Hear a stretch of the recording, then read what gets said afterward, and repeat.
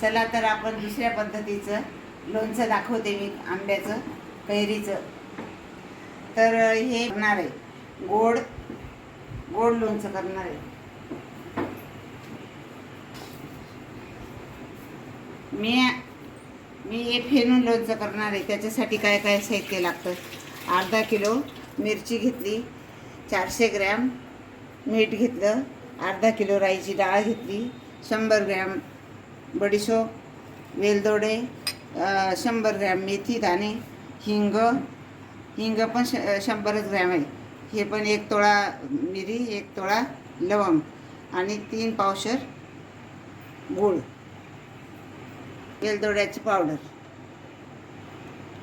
आता मी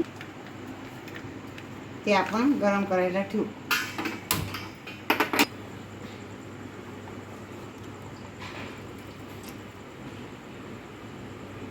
आता आपण ही डाळ घेतली ना मोहरीची, त्याच्यात 1 कपभर पाणी टाकू.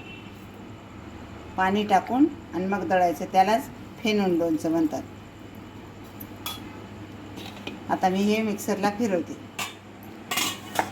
हे बघा, अशी दळली. आता आपण त्याच्यात काढून घेऊ.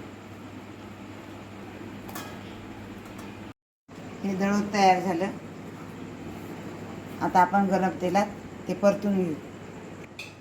आता आपण हे सगळ्या वस्तू परतून घेऊ तेलामध्ये. तेल टाकून एक एक वस्तू परतून घेऊ. तेलात एकदम छान तळली जाते सेपरेट.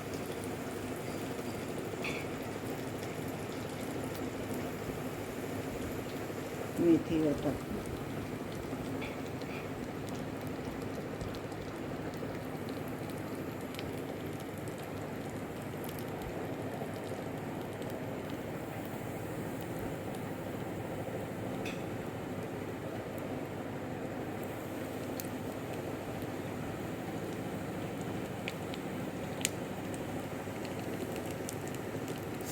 सर्व वस्तू गरम तेलामध्ये छान तळल्या गेल्या. आता आपण हे बाजूला ठेवू आणि राई परतून घेऊ आणि ही पावडर वरून टाकेल मी. आता आपण हे थोडं थोडं टाकून असं परतून घेऊ.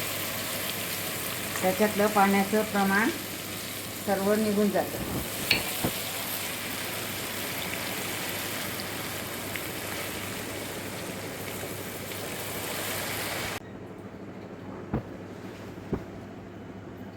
हे आता तेलात चांगलं परतून घेऊ. हे सगळ्या गाठी मोडून घेऊ. त्याच्यातला पाण्याचा अंश सगळा निघून जाऊ देऊ. मग बाकीच्या वस्तू टाकायच्या. मोहरीमधलं पाण्याचा अंश कमी झाला. आता सगळी मोकळी झाली. पाण्याचा अंश राहिला आणि सगळ्या गठोळ्या मोडल्या. त्याच्यातल्या गुठळ्या झाल्या होत्या. तर हे अर्धा किलो गूळ आणि एवढी वाटी साखर टाकली. आता आपण याच्यात टाकून परतून घेऊ.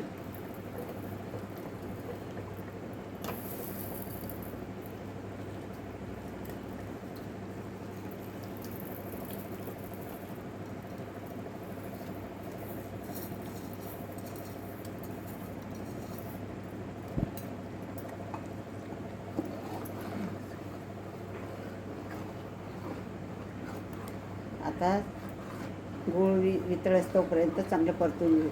आता आपण मीठ टाकणार आहोत. मीठ टाकून छान खाली वर करून देऊ आणि गॅस आता मी बंद करते.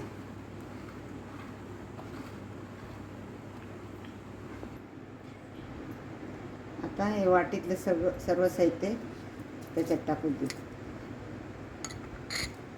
टाकली. आता मेथी त्याला टाकू.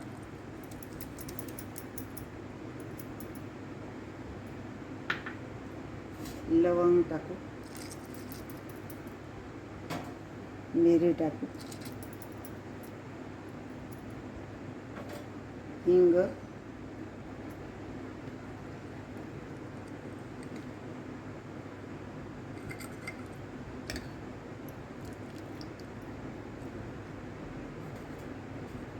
आणि हा दालचिनी आणि वेलदोडे टाकलेला मसाला आहे.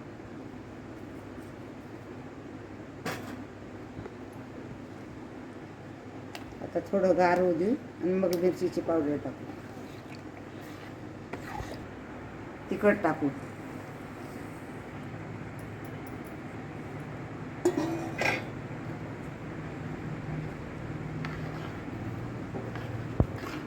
मी कमी तिखट घेतलेलं आहे, बेडगी मिरचीचं.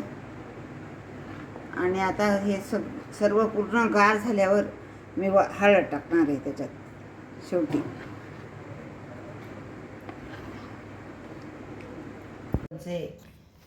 राई पाण्यामध्ये फेनून आणि मग केलेले गोड. आता याच्यात हळद टाकते मी. आता हळद टाकू आणि छान मिक्स करून घेऊ. हळद ही गार झाल्यावरच टाकायची, नाहीतर ती हे कडसर होऊन जातं लोणचं, कडवट लागतं थोडंसं. म्हणून गार झाल्यावर सगळीकडे चांगली कालवून देते.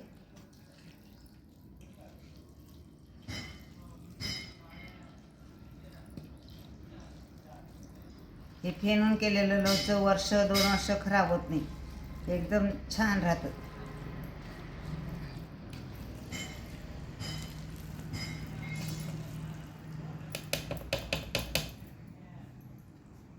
आता कैरी या पाण्यात टाकली होती 7-8 तास, आणि आता धुवून पुसून आणि मग ती फोडून लोणचं भरायचे. कैरीचं लोणचं धुवून पुसून घेतो. लोणच्याची बरणी मी स्वच्छ धुवून उन्हामध्ये ठेवली होती. कोरडी झाल्यानंतर हिंगाची धुरी दिली तिला, आणि मग आता त्याच्यात मी लोणचं भरते.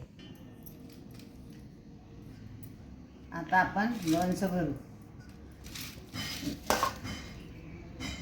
मी ही कैरी अख्खी भरते, कारण माझी आजी गणपती म्हणून कैरीची पूजा करायची. पूजा म्हणजे गणपती म्हणून कैरीची हे करायची. मग आधी एक थोडा खार टाकायचा, एक पळीभर, आणि त्याच्यात हा गणपती ठेवायचा. त्याच्यावर पुन्हा खार टाकायचा.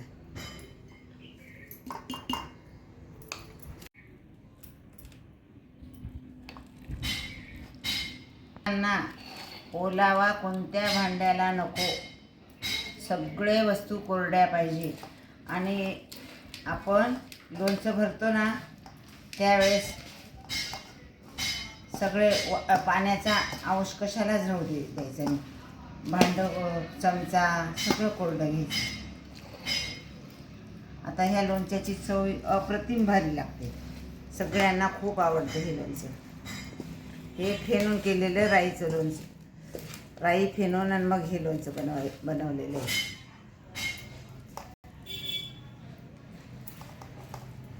हे माझ्या आईने शिकवलेलं आहे मला हे लोणचं.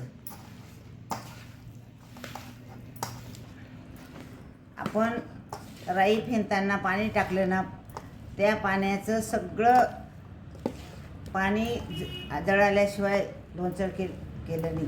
पाणी पूर्ण वाफेच्या स्वरूपात बाहेर निघालं, आणि राई पूर्ण लालसर गुलाबीसर रंगावर झाल्यावर आपण गॅस बंद केला.